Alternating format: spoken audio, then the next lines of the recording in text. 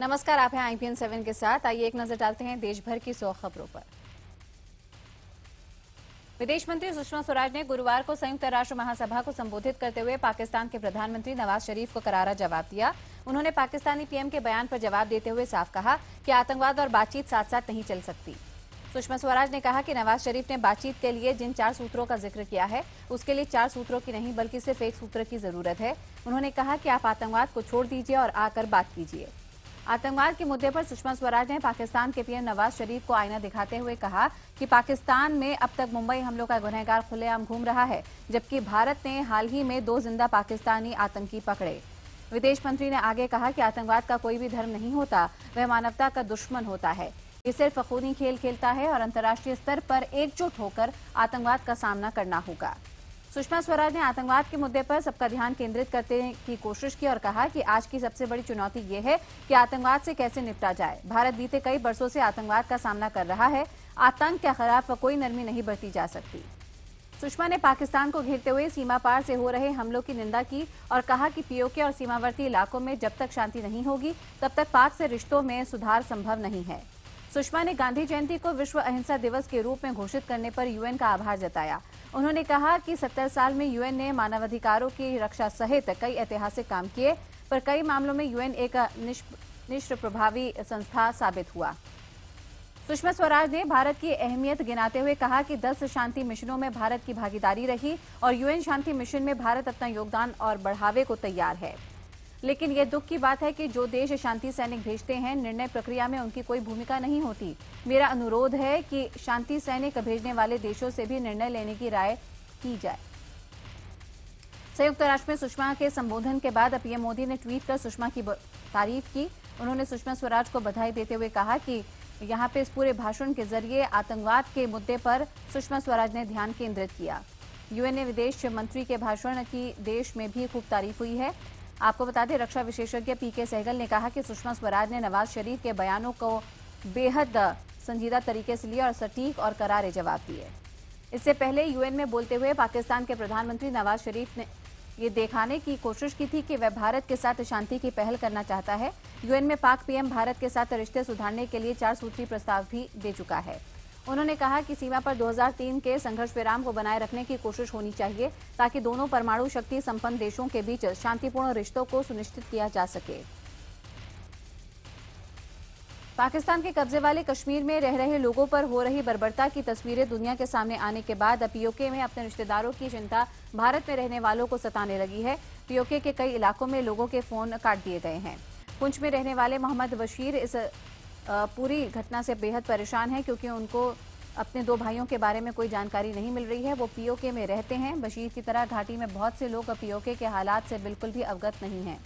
इस बीच पीओके को आज़ाद कराने के लिए जम्मू में प्रदर्शन किया गया और पाकिस्तानी प्रधानमंत्री के पुतले भी जलाए गए। लोगों ने मांग की है कि भारत सरकार पाकिस्तान के कब्जे वाले कश्मीर में रह रहे लोगों की मदद के लिए आगे आए। प्रधानमंत्री नरेंद्र मोदी आज एक बार फिर से बिहार पहुंचेंगे।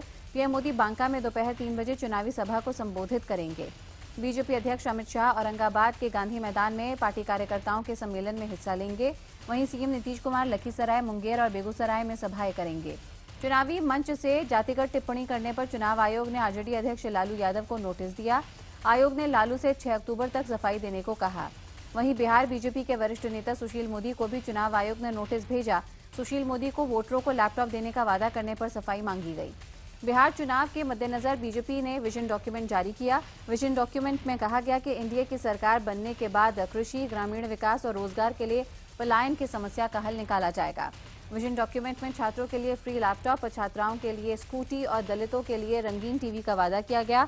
वहीं 2022 तक सभी लोगों को शौचालय, पीने का पानी और बिजली युक्त मकान देने का वादा किया गया। प्रत्येक गरीब परिवार को हर साल एक जोड़ी धोती और साड़ी देने का भी वादा किया गया। विजन डॉक्यूमेंट में ये सारी बातें थीं। केंद्रीय वित्त मंत्री अरुण जेटली ने पटना में विजन डॉक्यूमेंट जारी किया। बीजेपी के विजन डॉक्यूमेंट पर जेडीयू प्रवक्ता केसी त्यागी ने कहा कि ये विजन नहीं बल्कि मिसलीडिंग डॉक्यूमेंट है। उन्होंने कहा कि लोकसभा में कई वादे किए गए थे लेकिन कुछ नहीं हुआ। वहीं विजन डॉक्यूमेंट पर आरजेडी ने भी तीखी टिप्पणी की। आरजेडी प्रवक्ता मनोज झा ने तंज कसते हुए कहा कि जिस पार्टी का अपना कोई विजन ही नहीं, वो विजन डॉक्यूमेंट क्या पेश करेंगे। बिहार में चुनाव प्रचार तेज होने के साथ ही नेताओं में जुबानी जंग तेज हो गई है। आरजेडी अध्यक्ष लालू यादव ने बीजेपी अध्यक्ष अमित शाह पर टिप्पणी करते हुए उनके लिए निर्भक्षी और तड़ीपार शब्द का इस्तेमाल किया। दरअसल बुधवार को बेगूसराय में बीजेपी अध्यक्ष अमित शाह ने लालू प्रसाद यादव को चारा चोर और जंगलराज का जनक कहा था। वहीं लालू की पत्नी राबड़ी देवी ने अमित शाह को जिल्लात कहा। रामविलास पासवान के दामाद अनिल साधु फिर रामविलास की शरण में आ गए हैं। उन्होंने रामविलास पासवान और चिराग पासवान से पुरानी गलतियों के लिए माफी मांग ली है। दरअसल बिहार विधानसभा चुनाव के लिए टिकट न मिलने पर अनिल साधु नाराज थे। यहां तक कि उन्होंने एलजेपी अध्यक्ष रामविलास पासवान को धृतराष्ट्र कह दिया था। प्रधानमंत्री आज झारखंड के दुमका में मुद्रा योजना की शुरुआत करेंगे। पीएम मोदी मुद्रा योजना के तहत 1 लाख से ज्यादा लोगों को 212 करोड़ रुपए का लोन बांटेंगे। साथ ही पीएम गरीबी रेखा से नीचे रह रहे लोगों को एलपीजी कनेक्शन भी बांटेंगे। लेकिन दुमका जाने से पहले सुबह 11 बजे प्रधानमंत्री नरेंद्र मोदी झारखंड के खूंटी भी जाएंगे। खूंटी में पीएम कोर्ट और डिस्ट्रिक्ट कलेक्ट्रेट ऑफिस के लिए 2.22 करोड़ की लागत से 180 किलोवाट की क्षमता वाले रूफटॉप सोलर फोटोवोल्टिक सिस्टम का उद्घाटन करेंगे। आम आदमी पार्टी ने अपनी महाराष्ट्र इकाई को भंग कर दिया है। पार्टी के इस फैसले के बाद महाराष्ट्र में आम आदमी पार्टी का प्रमुख चेहरा रहे मयंक गांधी ने कहा कि पार्टी संयोजक अरविंद केजरीवाल संगठन को तबाह करने पर उतारू हैं। आम आदमी पार्टी की राष्ट्रीय कार्यकारिणी के सदस्य मयंक गांधी ने कहा कि हाईकमान की तरफ से बिना हम लोगों से बात किए एक मेल करके पूरी कमेटी को भंग करना गलत है। राष्ट्रपिता महात्मा गांधी की आज 146वीं जयंती है। पूरे देश में आज गांधी जी को याद किया जा रहा है। पीएम मोदी भी राजघाट पहुंचे और राष्ट्रपिता को श्रद्धांजलि दी। उनके बलिदान को याद कर उन्हें नमन किया। इस मौके पर बीजेपी के वरिष्ठ नेता लालकृष्ण आडवाणी भी राजघाट पहुंचे और बापू को नमन किया। महात्मा गांधी की जयंती के मौके पर कांग्रेस अध्यक्ष सोनिया गांधी ने भी पहुंचकर बापू को श्रद्धांजलि दी। उनके साथ शीला दीक्षित भी बापू को श्रद्धांजलि देने पहुंची। दिल्ली के मुख्यमंत्री अरविंद केजरीवाल भी राजघाट पहुंचे और राष्ट्रपिता महात्मा गांधी को श्रद्धांजलि अर्पित की। मुरादाबाद में स्कूल के 50 छात्रों ने अनोखे तरीके से गांधी जी को याद किया। सभी 50 छात्रों ने गांधी जी की तरह वेशभूषा बनाकर उनको नमन किया। छात्रों ने गांधी जी की तरह कपड़े, हाथ में डंडा, चश्मा लगाकर खुद को गांधी जी बनाया। छात्रों ने यहाँ पे गांधी जी को नमन किया और गांधी जी के बताए रास्ते पर चलने की कसम खाई। मुरादाबाद में देश के लोकप्रिय पीएम और राष्ट्रपिता की एक साथ पेंटिंग बनाई गई है। महात्मा गांधी के साथ पीएम मोदी की बेहद ही खूबसूरत तस्वीर बनाई गई है। स्वच्छ भारत अभियान की सालगिरह पर आज दिल्ली पुलिस कमिश्नर बीएस बसी सुबह 11 बजे मॉडल टाउन पुलिस कॉलोनी का दौरा करेंगे और वहां जाकर कम्युनिटी सेंटर, जिम और कॉन्फ्रेंस हॉल का उद्घाटन करेंगे। स्वच्छ भारत अभियान के मौके पर स्वामी रामदेव भी बढ़ चढ़कर हिस्सा लेंगे। रामदेव हरिद्वार रेलवे स्टेशन को साफ कर देशवासियों को साफ सफाई के लिए प्रेरित करने की कोशिश करेंगे। पतंजलि योगपीठ की ओर से देश के 600 जिलों में सफाई अभियान चलाया जा रहा है। स्वच्छ भारत अभियान की सालगिरह पर सुबह 7 बजे से ही सफाई अभियान शुरू हो जाएगा। इस अभियान में भारत स्वाभिमान, पतंजलि योग समिति, महिला पतंजलि योग समिति और युवा भारत एवं किसान पंचायत के कार्यकर्ताओं ने हिस्सा लिया, जो सुबह 9 बजे तक चलेगा। गांधी जयंती के मौके पर दिल्ली के मुख्यमंत्री अरविंद केजरीवाल स्वच्छ भारत अभियान के तहत स्लम विभाग द्वारा नवनिर्मित 28 सीटों वाला शौचालय पुराना चंद्रावल के स्थानीय नागरिकों को समर्पित करेंगे। स्वच्छ भारत अभियान पर सलमान खान ने भी लोगों से इस अभियान को आगे बढ़ाने की अपील की है। सलमान खान ने कहा है कि ये काम प्रधानमंत्री ने शुरू किया और अब हम इसे आगे बढ़ा रहे हैं। सलमान ने बताया है कि उन्होंने खुद इस अभियान के लिए पहल की है। उन्होंने कहा है कि हम लोग हर महीने 11 लोगों को नॉमिनेट करते हैं और फिर उन्हें गिफ्ट भी देते हैं। गांधी जयंती पर बापू को श्रद्धांजलि देने और पीएम के स्वच्छ भारत अभियान का संदेश देने के लिए वडोदरा में अलग अलग 120 स्कूल के 6000 बच्चों ने गांधी जी का चेहरा बनाया। वडोदरा की एक एनजीओ ने इस पूरे प्रोग्राम का आयोजन किया। वडोदरा के मांचलपुर स्पोर्ट्स कॉम्प्लेक्स के फुटबॉल ग्राउंड में आयोजित ये प्रोग्राम था। दिल्ली के राजीव चौक मेट्रो स्टेशन पर शिवेश अधिकारी नाम के एक युवक ने खुद को गोली मारी। 22 साल के युवक की कंधे पर गोली लगी है। शिवेश ने राजीव चौक स्टेशन में गेट नंबर 3 से अंदर जाकर सिक्योरिटी गेट पार करने के बाद खुद को गोली मारी। बताया जा रहा है कि शिवेश के पिता अपोलो अस्पताल में भर्ती थे और वो वहीं जा रहा था। सीआईएसएफ ने इस मामले की जांच के आदेश दिए हैं। साथ ही जांच के लिए स्टेशन पर लगे सीसीटीवी कैमरों की फुटेज भी तलाशी जा रही है। घायल शख्स को आरएमएल अस्पताल में भर्ती कराया गया है। उसके साथ ही घर से निकली बहन के मुताबिक उसने उससे कोई भी बात की थी इस बारे में और उसे कोई जानकारी नहीं थी कि भाई के पास बंदूक है। उसके मुताबिक मेट्रो में उनकी सिक्योरिटी चेकिंग हुई थी। दिल्ली के उप मुख्यमंत्री मनीष सिसोदिया पर अपने ही रिश्तेदारों को दिल्ली सरकार के विज्ञापनों का कॉन्ट्रैक्ट दिलाने का आरोप लगा है। एसीबी चीफ एमके मीणा को मिली शिकायत के बाद दिल्ली के सूचना एवं प्रचार निदेशालय को नोटिस भेजा गया है। एमके मीणा का कहना है कि इस मामले की जांच की जा रही है और अगर शिकायत सही पाई जाती है तो कानून के तहत कार्रवाई होगी। इस बीच पत्र एवं सूचना निदेशालय ने कहा है कि उन्हें एसीबी ने किसी तरह का कोई भी नोटिस नहीं दिया है। बीजेपी सांसद विजय गोयल ने दिल्ली में पोस्टर लगाकर पीएम नरेंद्र मोदी की तुलना महात्मा गांधी से की। इस पोस्टर में उन्होंने पीएम मोदी को गांधी की ही तरह साबरमती का संत बताया है। विजय गोयल ने ये पोस्टर पीएम मोदी के अमेरिकी दौरे के बाद लगाए हैं। इसमें लिखा है कि देती दुनिया में पहचान नहीं, ऊंचा किया भार, साबरमती के संत तूने कर दिया कमाल। दिल्ली के पूर्व कानून मंत्री और आप विधायक सोमनाथ भारती को 3 दिन के लिए पुलिस हिरासत में भेजा गया। हालांकि पुलिस ने कोर्ट से 5 दिन की पुलिस हिरासत मांगी थी। वहीं सुप्रीम कोर्ट से भी सोमनाथ भारती को कोई राहत नहीं मिली है। सुप्रीम कोर्ट ने भारती की अर्जी पर सुनवाई करते हुए उनकी पत्नी लिपिका मित्रा को कोर्ट में बुलाने का आदेश दिया। लिपिका अब सोमवार को कोर्ट में पेश होंगी। नोएडा के दादरी में गोमांस की अफवाह पर एक व्यक्ति की हत्या के मामले में गृह मंत्रालय ने यूपी सरकार से रिपोर्ट मांगी। मंत्रालय ने राज्य सरकार को निर्देश देते हुए सुनिश्चित करने को कहा है कि आगे से इस तरह की घटनाएं ना हों। वहीं यूपी की पूर्व मुख्यमंत्री मायावती ने इसके लिए अखिलेश सरकार को दोषी ठहराया। मायावती ने कहा कि इसके लिए आरएसएस और बीजेपी के अराजक और अपराधी तत्वों से ज्यादा प्रदेश की एसपी सरकार दोषी है। वहीं पुलिस ने इस घटना से जुड़े 7 लोगों को गिरफ्तार किया। पीड़ित परिवार अब सीबीआई जांच की मांग कर रहा है। बता दें कि 50 साल के अखलाक की पीट कर हत्या कर दी गई थी। यूपी के कैबिनेट मंत्री आजम खान ने कहा कि बीजेपी इस कोशिश में है कि 2017 के चुनाव से पहले यूपी में बड़ा कत्लेआम हो जाए।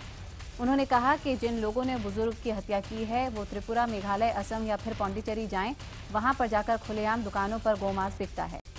वहीं केंद्रीय मंत्री महेश शर्मा ने इस हत्याकांड को गलतफहमी करार दिया। उन्होंने कहा कि ये घटना सुनियोजित नहीं थी।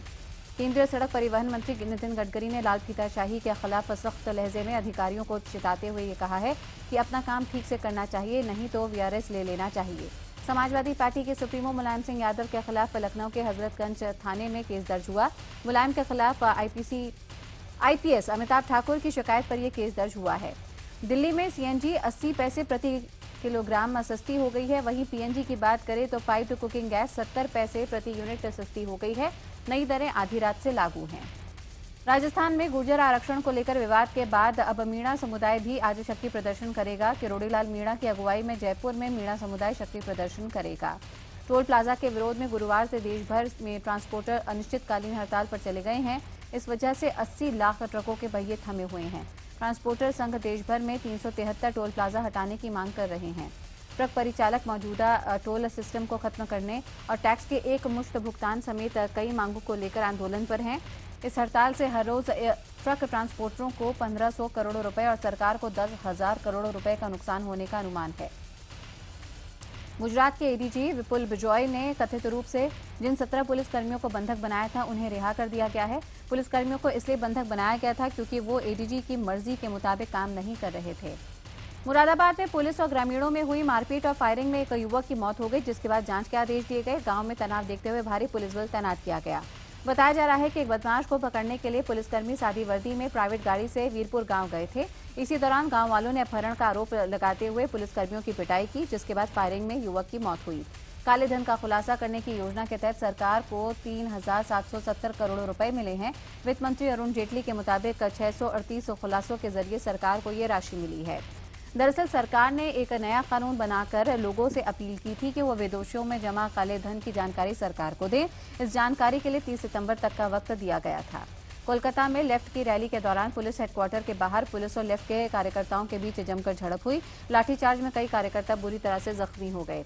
पूर्वी दिल्ली के पांडवनगर इलाके में एक तेज रफ्तार कार इस तरह में जा गिरी। कार ने 2 बच्चों समेत 7 लोगों को कुचल दिया। सभी लोग गंभीर रूप से घायल हैं। उन्हें आईसीयू में भर्ती कराया गया है। यूपी के हाथरस में एक महिला ने अपने 2 बच्चों के साथ आग लगाकर खुदकुशी की। दमकल की गाड़ियों ने मौके पर पहुंचकर आग बुझाई, लेकिन तब तक महिला और उसके 2 बच्चों की मौत हो चुकी थी। मध्य प्रदेश के रीवा वृद्धाश्रम में हरियाणा के पूर्व मंत्री की बहू बेसहारा बनकर रह रही हैं। हरियाणा के पूर्व मंत्री शिवलाल चौधरी की 71 साल की बहू मीरा सिंह उम्र के इस पड़ाव में बेसहारा जीवन जीने को मजबूर हैं। बताया जाता है कि मीरा सूचना प्रसारण विभाग दिल्ली में कार्य कर चुकी हैं। बेटी की मौत के बाद बेटे ने अपनी मां को साथ नहीं रखा, जिस वजह से मीरा यहां पर रह रही हैं।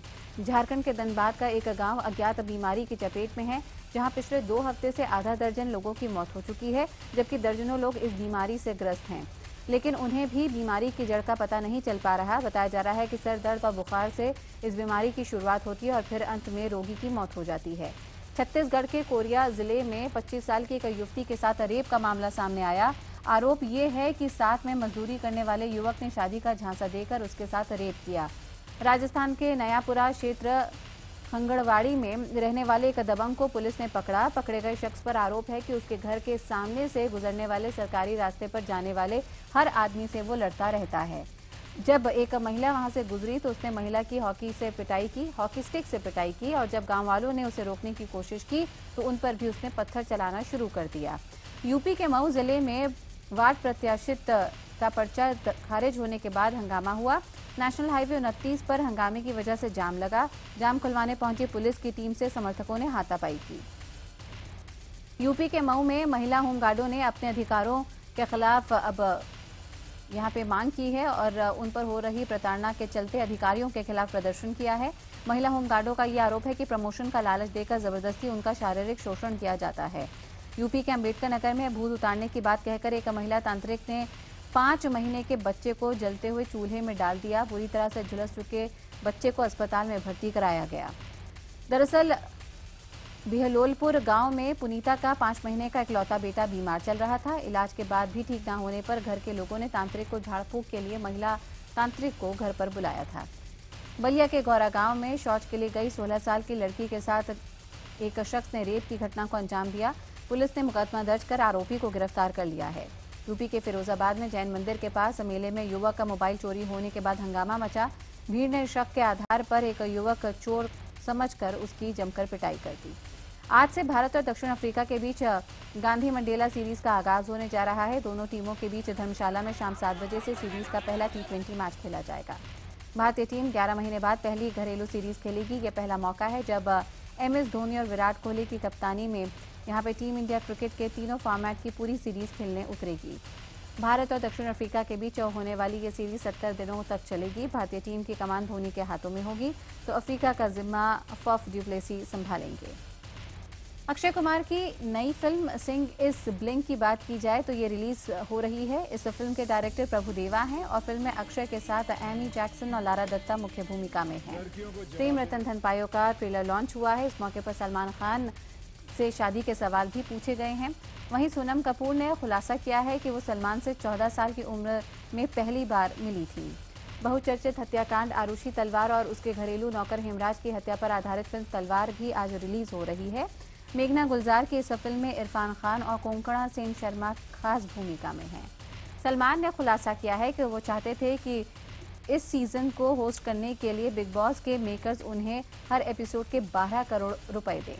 शाहरुख खान वेस्ट बंगाल के टूरिज्म को प्रमोट करने वाले हैं। इसके लिए एक प्रमोशनल एड पहले ही शूट किया जा चुका है। English novel fault in our stars पर बन रही फिल्म को होमी अब्दुजानी निर्देशित करने वाले थे, लेकिन अब इस फिल्म को मोहित सूरी निर्देशित करेंगे। अब लंबे अरसे बाद अभय देओल भी बड़े पर्दे पर नजर आएंगे। अभय ने हाल ही में हैप्पी भाग जाएगा नाम की फिल्म साइन की है।